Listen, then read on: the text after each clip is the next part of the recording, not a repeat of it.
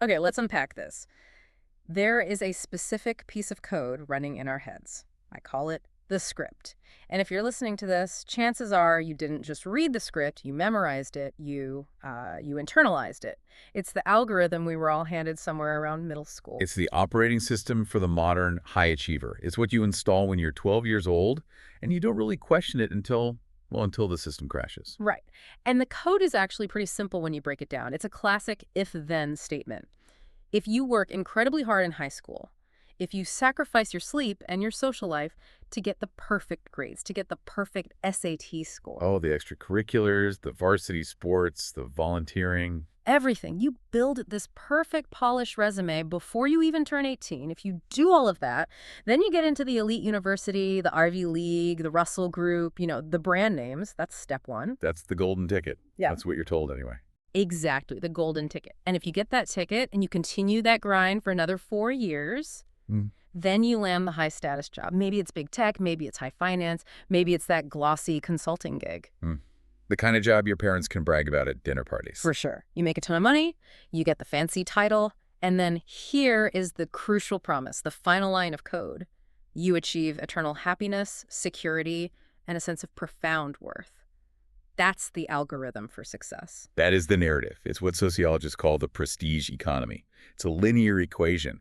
Input, extreme effort, and, let's be honest, a huge amount of tuition fees. Yeah. Output, stability, and fulfillment. It's supposed to be a guarantee. But here's where it gets really interesting and honestly a little terrifying. We are looking at a stack of sources today that suggest this algorithm isn't just glitching, it might be fundamentally broken. It's failing on its own terms. We're seeing a situation where the inputs, that extreme effort, that frantic striving, the 80-hour weeks are higher than ever. I mean, they're off the charts. Yeah. But the outputs, the happiness, the stability, they aren't materializing. In fact, for a lot of people who did everything right, who checked every single box, the result isn't satisfaction. It's burnout. It's a deep, pervasive sense of emptiness. It's the I did everything you told me to, so why do I feel like this phenomenon? Yeah. It's a profound sense of betrayal almost. Precisely. And that's the mission for this deep dive today. We are going to audit the prestige economy. We aren't just here to complain about work being hard. We are going to analyze the diminishing returns of elite status. We're going to look at why the safe path has somehow become psychologically dangerous. And we have some heavy hitters in the source stack today to help us do that. This isn't just opinion. We've got philosophical treatises from Michael Sandel, his book, The Tyranny of Merit, which is just a fascinating read. A game changer. Absolutely. We've got sociological critiques from David Brooks, his concept of the difference between your resume virtues and your eulogy virtues. We have hard economic data from the NBER, that's the National Bureau of Economic Research, on mental health trends that are, frankly, shocking. They really are. And then we have the on-the-ground stuff. Industry reports like the 2025 burnout report, looking at trends in tech versus finance. We're trying to connect the philosophical dots with the hard data. So we're going to look at the machinery of success from the very beginning to the supposed finish line and ask a pretty fundamental question. Is the prize at the end of the race actually worth the cost of running it? So if you've ever felt like you're running on a treadmill that's going just a little too fast, or if you're wondering why that next promotion didn't fix everything, this deep dive is for you. Let's jump in. And I think we have to start at the beginning of the assembly line, the sorting machine. The university system. Yeah. Right. If the prestige economy is an exclusive club, the elite university is the bouncer. And there's this pervasive belief that getting into a good college, capital G, capital C, is the single most important determinant of your future happiness and success. But the data we're looking at from Psychology Today and a massive Gallup poll suggests that might be a total myth. It was one of the most stubborn myths we have in our culture. We treat these elite institutions like designer clothes. We assume that because the label is exclusive, because it's hard to get, the quality of the fabric, the education itself, the whole experience, the final outcome must be superior. A perceived value, right? Exactly, a huge perceived value. But when you strip away the branding and the Gothic architecture and just look at the raw data on human well-being, that correlation it falls apart. Okay, so let's get specific. Let's look at the life satisfaction numbers. Gallup surveyed 30,000 graduates. That is a massive sample size, not something you can just dismiss. And what did they find? They found no statistically significant difference in well-being between graduates of elite schools and graduates of public state schools. None. And they didn't just ask, are you happy? They measure this across 5 distinct areas: purpose well-being, social well-being, financial security, community connection, and physical health. So across the board. Across the board. Hmm. Whether you went to Yale or your local state university, your likelihood of being happy, engaged, and thriving in your later life is effectively the same. The school name on your diploma is not a predictor of a good life. That is wild. I mean, just think about the sheer amount of anxiety and resources our society pours into this one single goal. The panic parents go through, the tutoring, the test prep, the donations, the stress. And you're telling me that in terms of actual life satisfaction, it's a wash. In terms of well-being, yes. And I know the skepticism that comes up here. People say, okay, maybe I won't be happier, but I'll be richer. And I'd rather be unhappy in a Mercedes than happy on a bicycle. Right. That's the counter-argument. The degree buys you access to a higher tier of income. It's an economic play, not a happiness play. And that's a fair point to investigate. So does the Ivy League degree actually buy you the Mercedes? This is where we have to talk about the Dale and Kruger study from 2011. This is a landmark piece of economic research, really clever in its methodology. Okay, so what did they do? They didn't just compare the average Harvard grad to the average state U grad. That's a flawed comparison because the students are different to begin with. Right, there's a selection bias. The kind of kid who gets into Harvard is probably already incredibly driven. Exactly. So Dale and Kruger did something smarter. They compared students who attended highly selective colleges with a group of students who were accepted into those same elite schools, but chose to attend less selective schools instead. Ah, so they're isolating the variable. Precisely. Maybe they got a better scholarship at the state school. Maybe they wanted to stay closer to home. Maybe they just liked the campus better. Whatever the reason, you have 2 students, both of whom proved they had the talent and drive to get into, say, Princeton. One goes to Princeton, one goes to Penn State. Who makes more money 20 years later? And the answer is? Their earnings are identical. Identical, not even a small bump. Statistically indistinguishable. What this tells us, and it's a profound point, is that the school doesn't make the student. The student makes the school. If you have the drive, the talent, and the intelligence to get into an elite institution in the first place, you are going to succeed regardless of where you actually sit in a lecture hall for 4 years. So the market rewards the person, not the brand. The market rewards you, your skills, your ambition, not just the diploma on your wall. That completely flips the script, doesn't it? We tend to think the university is this magic factory that takes a lump of coal and turns it into a diamond. But what the data says is the diamonds were already diamonds when they walked in the door. The factory just stamped its logo on them and took the credit. And a lot of tuition money. And a lot of tuition money. Now, there is one major exception to this rule, and it's really important to highlight. Okay. The data shows that elite colleges do provide a significant earnings boost for students from severe poverty or underrepresented minority backgrounds. For those students, the brand name serves as a ticket out.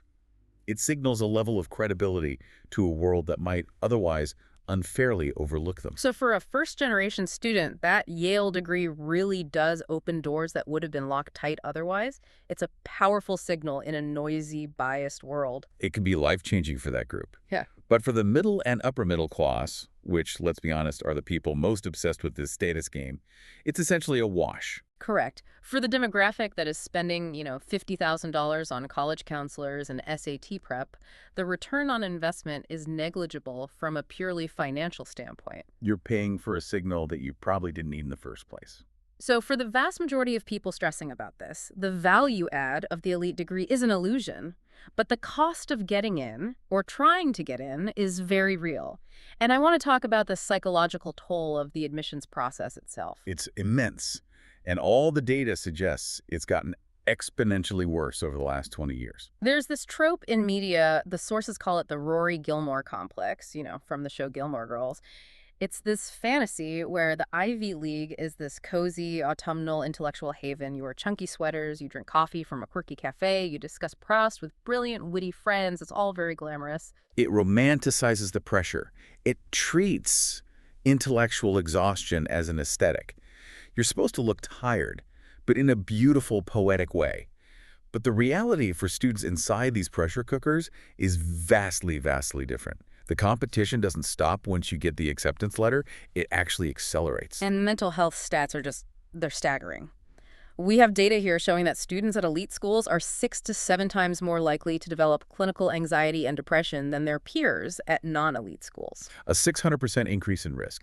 It's a public health crisis hiding in plain sight on these beautiful, manicured campuses. What's driving that? Is it just a workload? The workload is part of it, but it's deeper than that. It's the result of what Michael Sandel calls the lottery of the qualified. This is a crucial concept to understand why the pressure has become so toxic. In the past, 50 years ago, if you had good grades and good test scores, you got in. It was a threshold you had to cross. It was about being qualified. Yes. Now it's a lottery. Give us the numbers on that. Okay, look at a place like Yale Law School, which Sandel uses as an example. They receive over 3,000 applications for about 200 spots. But the kicker isn't the low acceptance rate. The kicker is that the vast majority of those 3,000 applicants are, by any objective measure, fully qualified. They have the perfect LSATs, the perfect GPAs, glowing recommendations. They've all cleared the threshold. They've all cleared it. So admissions officers aren't selecting for confidence anymore. They are splitting hairs. They're looking for these undefinable unicorn traits. It's no longer about merit. It's about luck. So you can be perfect, literally perfect on paper, and still get rejected because you didn't, start a nonprofit to save endangered tree frogs when you were 12 years old. Exactly. And Sandel argues this creates a specific kind of neurosis. If the system was truly a meritocracy, then hard work would guarantee success. But when you work harder than anyone has ever worked and still face what feels like a random rejection, it creates this profound sense of helplessness. You start to feel like the universe is gaslighting you. And for the tiny fraction who do get in, who win the lottery, it creates the flip side of that coin, which Sandel calls meritocratic hubris. Right. I earned this. I am virtuous. The winners start to believe their success is purely a result of their own virtue and effort, completely ignoring the role of luck, privilege, and circumstance. They look at their admission letter and think, on some level, I am a better person. And by extension, they look at the people who didn't get in and think they must be less deserving, less valuable. It turns education into a moral judgment on your worth as a human being. Which is exactly why the sting of rejection hurts so much in this system. It's not just, I didn't get the opportunity. The message received is, I am unworthy. Sandel goes so far as to call credentialism the last acceptable prejudice, which is a really heavy statement. It is, but you can see his point. It's no longer acceptable to look down on someone for their race or gender, but it's still socially acceptable in elite circles to disdain the uneducated. And that condescension fuels a massive populist backlash. It's a huge driver of our social and political polarization. But for the individual, for you, the person listening, the key takeaway from this first section is that the sorting machine is arbitrary. It's a broken gauge of human worth. Winning the game doesn't make you a better person, and losing it doesn't make you a worse one. Okay, so let's say you survive the sorting machine. You beat the odds, you get the degree, and you finally enter the workforce. You've graduated from the good college to the good job. This brings us to section 2, the reality of prestige jobs. Or, as I like to think of it, the arrival fallacy in action. Before we get to the fallacy itself, let's talk about the nature of the work. There was a time historically when being rich meant you didn't have to work. You were the leisure class. I think Veblen wrote about this. Thorstein Veblen, yeah. At the turn of the 20th century, the hallmark of high status was the absence of labor. If you were wealthy in 1890, you didn't have a job in the way we think of it. You managed your estate, you socialized, you engaged in conspicuous leisure. Working was for the poor. But we've seen a complete inversion of that, a total 180. We now have what the sources call a superordinate working class. It's a great term. It means the people at the very top of the economic ladder are now working the hardest, at least in terms of hours and intensity. They're working more than the middle class, more than the working class. By a lot. The data shows the top 1% of earners now owe about 2/3 of their income to labor, to actually showing up and working a job, rather than from capital or investments. They are, in a strange way, wage slaves, just with very, very high wages. They're chained to the desk, but the chains are made of gold. And busyness itself has become the new status symbol. When you ask someone in this tier, how are you? The answer is never, I'm great, I've been relaxing. It's, I am so busy or I'm slammed. It's a badge of honor. It's performative exhaustion. It signals demand. I am important because my time is scarce. I'm exhausted because the market needs me. If I were relaxing, it would mean I'm not essential. But we have to look at the quality of this work, not just the quantity of hours. The sources make a really useful distinction between gloomy jobs and glossy jobs. I love this distinction, too. It's so clarifying. Break it down for us. Okay, so gloomy jobs are what we typically think of as traditionally bad jobs. Mid-skill, low pay, no autonomy, maybe physically demanding. But glossy jobs are the high-status roles we've been talking about. Big law, investment banking, strategy consulting, big tech. They are shiny on the outside. They offer high pay, great benefits, and a ton of prestige. They look great on a resume. They're the best-looking jobs in the world on paper. But the day-to-day reality is often grueling, repetitive, and deeply alienating. You're working 80 hours a week on a PowerPoint slide that might never be seen by a human being, or a tiny piece of code that you have no connection to. It's the glossy trap. You're miserable, but you're miserable in a beautiful glass office on the 50th floor, so you tell yourself you've made it. And this is where we see the really fascinating convergence of tech and finance. This is a huge trend in the 2025 data we're looking at. It used to be that tech was the cool alternative to the stuffiness of Wall Street. You know, you could wear a hoodie, there's free food, you could bring your dog to work. The don't be evil era of Google. The utopian vision of changing the world from a campus with beach volleyball courts. Exactly. But the data from places like Glassdoor and Global Capital shows that the work-life balance gap between tech and finance has almost completely closed in the last few years. And it closed because tech got worse, not because finance got better, right? That's the crucial point. It closed 95% due to the deterioration of conditions in tech. The layoffs played a huge part in that. Oh, so? The mass layoffs at places like Google, Meta, Amazon, they just destroyed the loyalty contract. You can't tell your employees, we're a family one day, and then fire 12,000 of them via pre-dawn email the next.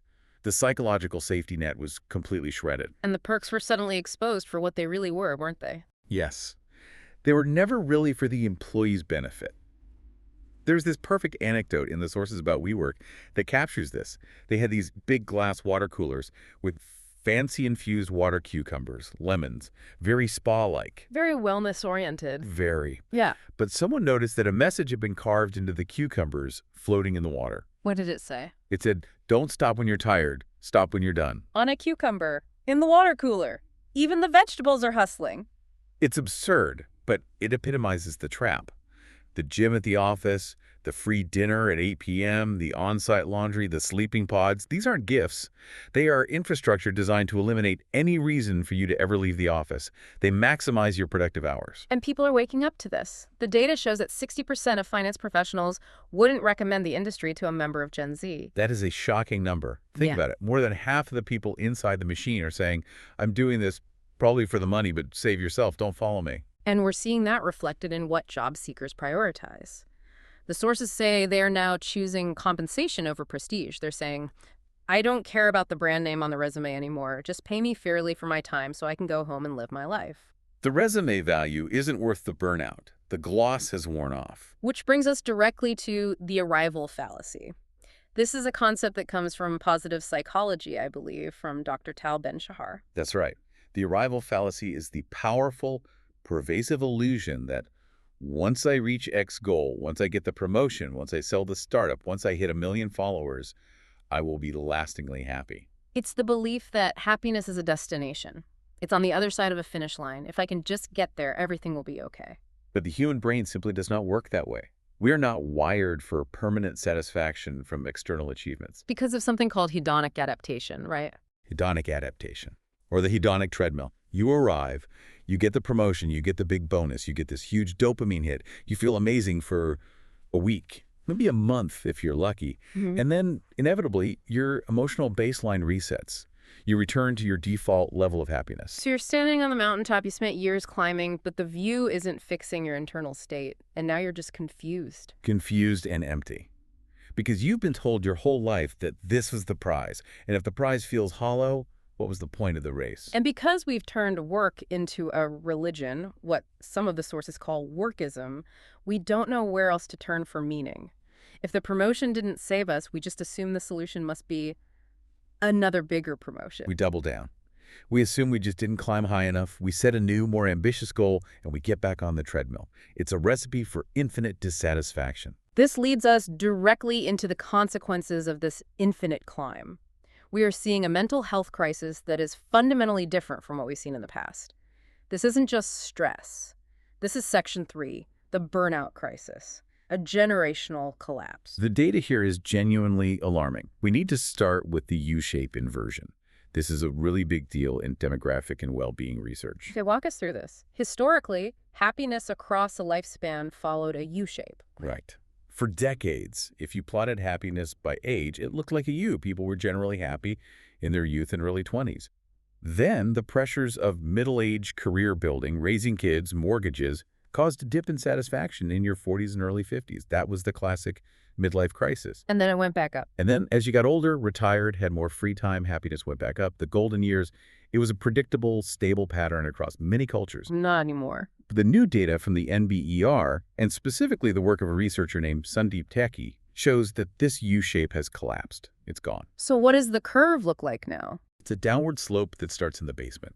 Well-being now declines monotonically with age. It just goes down and down. But the truly terrifying part is the starting point. Young people, 18 to 24-year-olds, are starting their working lives at levels of despair we used to associate with a midlife crisis or a severe traumatic event. The stat here is it's brutal. The number of 18, 24-year-olds reporting complete despair, which is defined as having 30 out of 30 days of bad mental health, has increased 140% since the 1990s. 140%. And think about that definition, 30 out of 30 days. That means not a single good day in an entire month. That is relentless. And the research pinpoints the cause.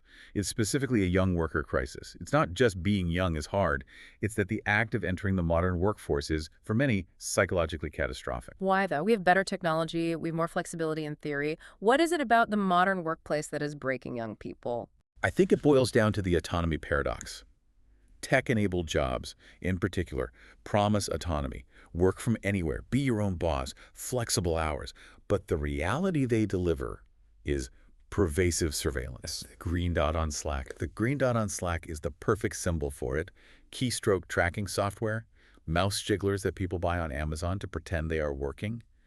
We have created a digital panopticon where you feel like you are being watched at all times. There's a psychological model that explains this, right? Yes, the job demand control model. It's been around for decades, and it's very robust. It says the most toxic and psychologically damaging jobs are those with high demand, lots of pressure, tight deadlines, and low control, meaning you have no autonomy or say in how the work gets done. And for a young worker, that's the default state. You have to be always on responding to Slacks at 9 p.m. on a Sunday. But you have zero say in the strategy or the schedule. You're just an executor. Maximum demand, minimum control. It's the perfect storm for burnout. And then you add in the precarity of the gig economy. Even if you have a good job, you don't feel safe, you could be part of the next layoff round. There's a profound lack of safety nets. The sources describe it as Maslow's basement is flooding. It's such a great image. It is. You can't worry about self-actualization or finding your purpose when you're terrified of losing your health insurance or not being able to make rent. It creates this chronic, low-grade background anxiety that just grinds you down. And the UK data backs this up completely. The burnout report for 2025 shows 91% of UK adults reporting high or extreme stress. And this phenomenon of presenteeism is a huge factor. Presenteeism is the dark twin of absenteeism. It's not about not showing up. It's when you are sick, burnt out, or mentally crumbling, but you show up to work anyway because you are terrified of being seen as weak or redundant. You're physically present, but mentally and emotionally checked out. And you're probably doing bad work, but the fear is overwhelming. 38% of people in that UK study cited job security as their top stressor. And the generational divide is stark. 35% of workers aged 18-24 took time off for stress, compared to only 10% of those over 55. So we have a workforce that is exhausted, constantly monitored, insecure about their future, and terrified to take a sick day. It's a powder keg. And I think it's time to talk about the match that we're throwing on that powder keg every single day. Section 4, the engine of anxiety hustle culture and LinkedIn. LinkedIn. The happiest place on the internet. It's incredible how much it's changed. It used to be a digital Rolodex. You just kept your contacts there, maybe updated your job title once a year. Now the sources describe it as a competitive arena of self-branding. It's the LinkedIn effect. And to understand it, we have to look at how the algorithm works. The sources use this great acronym, PRIME.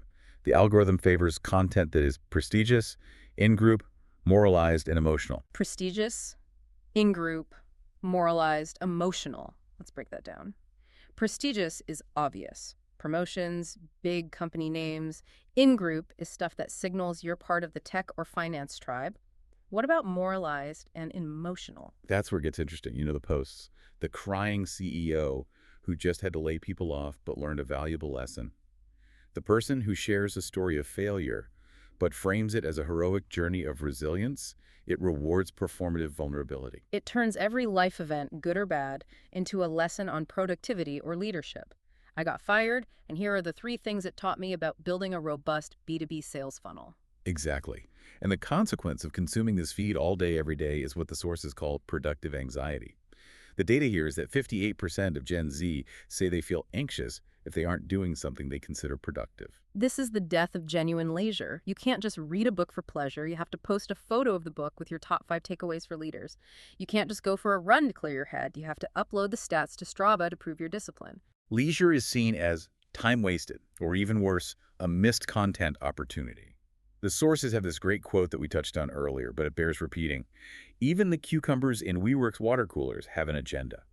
Everything must be monetized or optimized for the resume. And when you combine that constant pressure to perform with the highlight reel effect, you're only ever seeing everyone else's curated victories while you're privately feeling that 30 out of 30 days despair. It creates this profound sense of isolation. You start to think, everyone else is crushing it. Everyone else has it figured out. I'm the only one struggling. Which is a lie. The data proves it's a lie. Almost everyone is struggling. But the platform is designed to hide that collective reality. It's an engine for generating anxiety and inadequacy. It's the perfect fuel for the burnout crisis. Okay, so we've established the problem in pretty grim detail. The education system is a lottery that creates anxiety. The jobs are glossy traps of overwork and alienation. The mental health trends are disastrous. And social media is making us feel guilty about resting. It's a pretty bleak picture. It is. It's a systemic failure. But this is a deep dive, not a pity party. We need to talk about solutions. And the sources point us toward a different way of thinking about a successful life.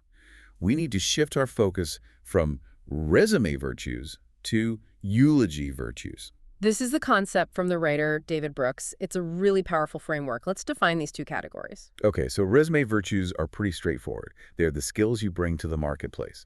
Things like efficiency, competitiveness, technical prowess, strategic thinking.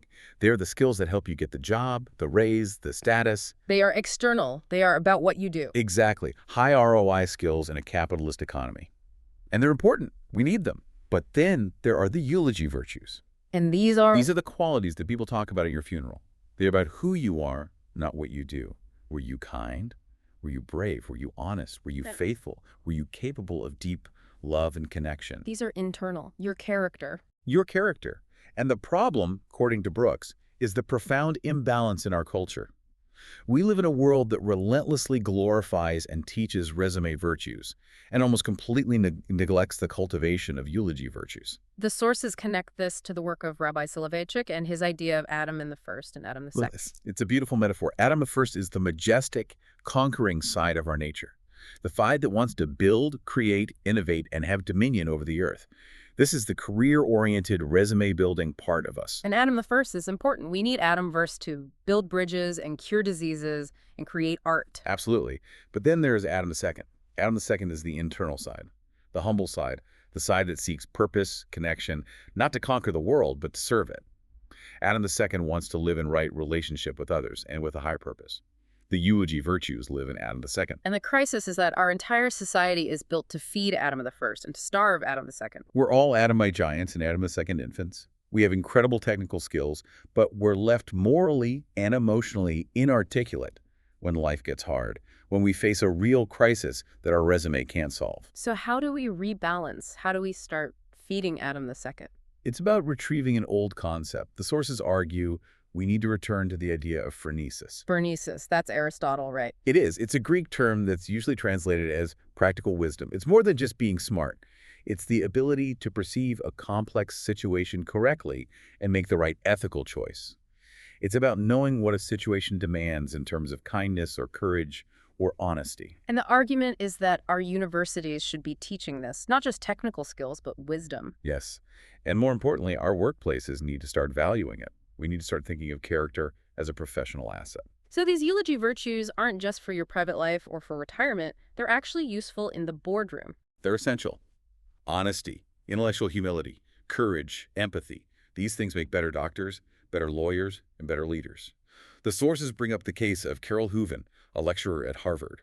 And regardless of where you stand on the specific politics of her situation, the source material highlights her courage to speak against the powerful consensus as an example of eulogy virtue in action. The courage to risk your reputation for what you believe is true. That's a character trait. It's not something you can list on a resume easily, but it's incredibly valuable. So if we invest in our eulogy virtues, we don't just become better people, we actually become more effective professionals, and more importantly, we become more resilient. How so? If your entire identity is built on your resume, on Adam the First, then losing a job isn't just a setback, it's an existential threat. It means you are worthless. But if your identity is built on your character, on Adam the Second, on being a good friend, an honest person, a courageous parent, then a job loss is just a logistical problem to be solved. Your core self remains intact. It's about moving from a culture of the big me, my personal brand, my achievements, to a culture of contribution and the common good. And this is where Michael Sandel's solution is so crucial. He argues we need to foster a greater recognition of the role of luck in our success. If we can truly, deeply acknowledge that we got lucky with our genes, our parents, our timing, the country we were born in, it generates humility. It kills the hubris we talked about. It kills it. It replaces "I earned this" with "I was fortunate." And that humility creates solidarity with those who haven't succeeded in the same way. It fosters the sense that there but for the grace of God go I. And that allows us to move away from this relentless culture of maximization, trying to get the most money, the most status, to a culture of sufficiency, the good enough life. Which turns out to be a much happier and more sustainable way to live.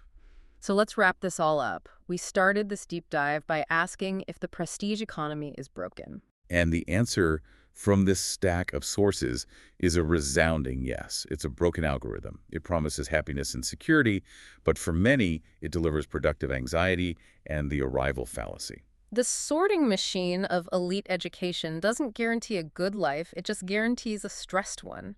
And the real path to flourishing seems to come from rebalancing our personal portfolio. Shorting resume virtues and going long on eulogy virtues, that's the investment strategy for a meaningful life.